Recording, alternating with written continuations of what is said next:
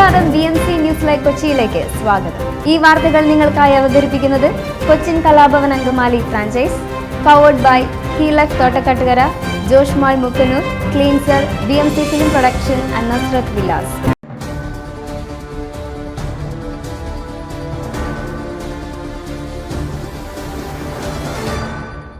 മദ്യപാനത്തിനിടെ വാക്കുതർക്കം, പാലായിൽ യുവാവിനെ കത്രിക കൊണ്ട് കുത്തി കൊലപ്പെടുത്തി.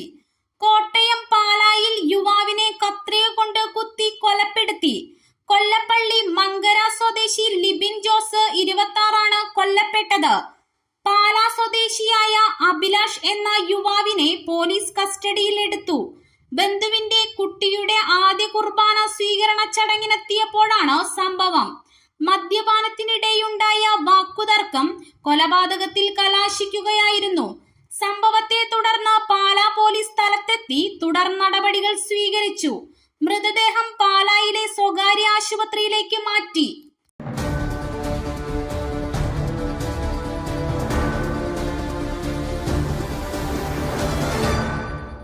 കല്യാണ വീടുകളിൽ മൂലക്കിരിക്കുന്ന അമ്മാവന്മാരെ പോലെയാണ് മോദി. വിമർശനവുമായി പ്രിയങ്ക ഗാന്ധി.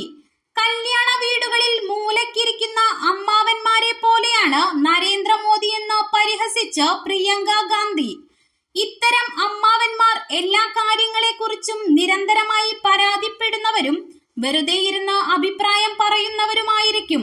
സ്വത്തിന്റെയും പൈതൃക നികുതിയുടെയും പേരിൽ കോൺഗ്രസിനെ നിരന്തരം വിമർശിക്കുന്ന മോദിയുടെ അനുമാനങ്ങൾ യുക്തിരഹിതമാണെന്നും പ്രിയങ്ക വിമർശിച്ചു.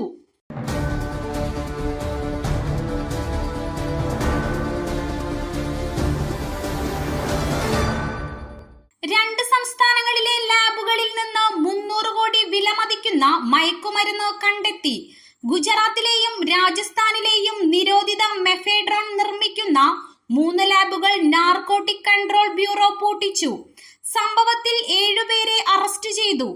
ഏകദേശം 300 കോടി രൂപയുടെ മയക്കുമരുന്നാണ് ഇവിടെ നിന്ന് പിടികൂടിയത്.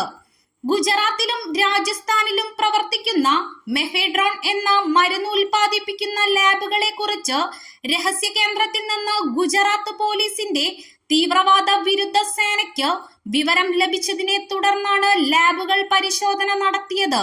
ഇതോടെ വിവരം സത്യമാണെന്ന് കണ്ടെത്തി.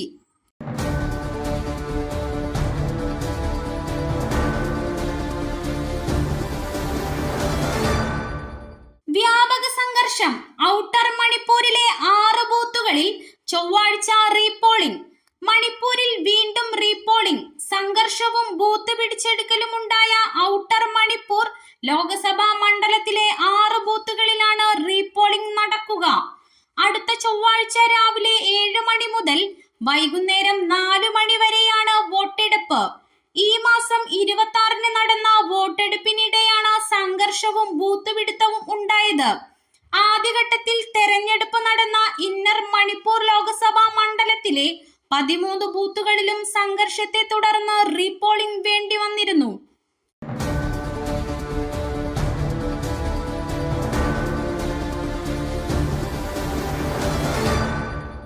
നിങ്ങളുടെ മക്കളുടെ സ്വത്ത് കോൺഗ്രസ് മുസ്ലിങ്ങൾക്ക് നൽകും. വിദ്വേഷ പ്രസംഗവുമായി കേന്ദ്രമന്ത്രി അനുരാഗ് താക്കൂർ. ഇലക്ഷൻ പ്രചരണങ്ങൾക്കിടെ വീണ്ടും മതവിദ്വേഷ പ്രചരണവുമായി കേന്ദ്രമന്ത്രി.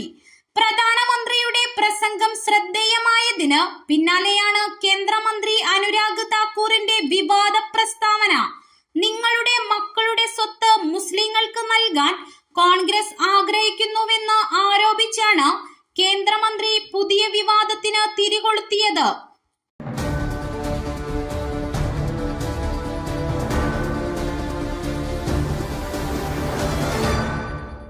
ബാഹ്യ ഇടപെടലുകൾ അസഹനീയം.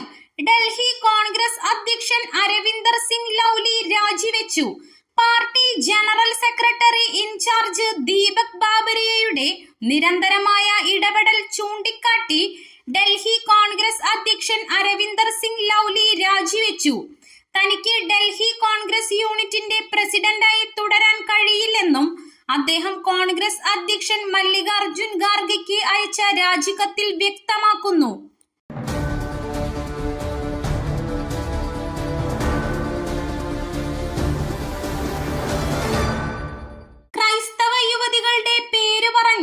വർഗീയ വിഷം ചീറ്റാൻ നോക്കേണ്ട, ദി കേരള സ്റ്റോറിക്കെതിരെ മാർ ജോസഫ് പാംപ്ലാനി. വിവാദ ചിത്രം ദി കേരള സ്റ്റോറിയെ രൂക്ഷമായി വിമർശിച്ച് Thalassery bishop Mar Joseph Pamplany.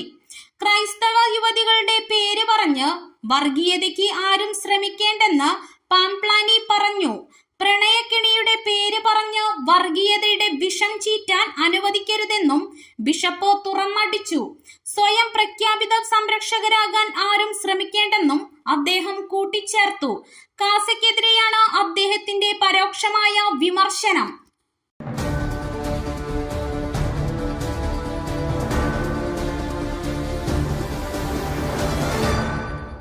May 1 മുതൽ വേണാട് എക്സ്പ്രസിന് എറണാകുളം സൗത്തിൽ സ്റ്റോപ്പില്ല.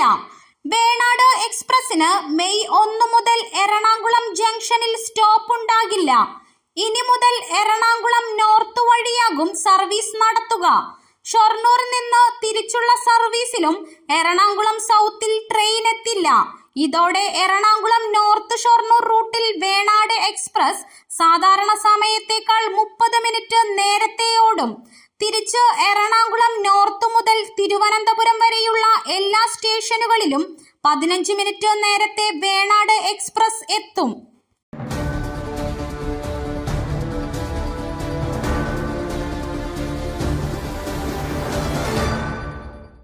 സംസ്ഥാനങ്ങൾ കടമെടുക്കുന്നത് 14,700 കോടി. കേരളം കടമെടുക്കുന്നത് 2,000 കോടി.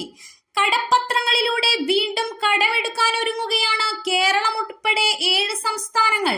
റിസർവ് ബാങ്കിന്റെ ഇക്യുബേറ്റർ പ്ലാറ്റ്ഫോമിലൂടെ ഈ മാസം 30-ന് കേരളം കടമെടുക്കുന്നത് 2,000 കോടി രൂപയാണ്.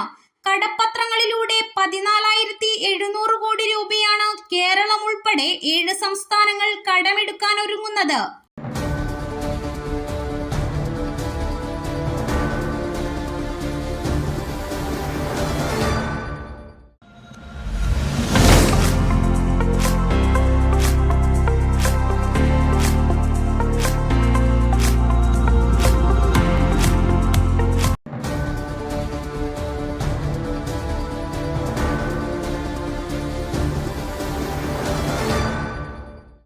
മറ്റൊരു വാർത്തയുമായി കണ്ടുമുട്ടുന്നതുവരെ നന്ദി.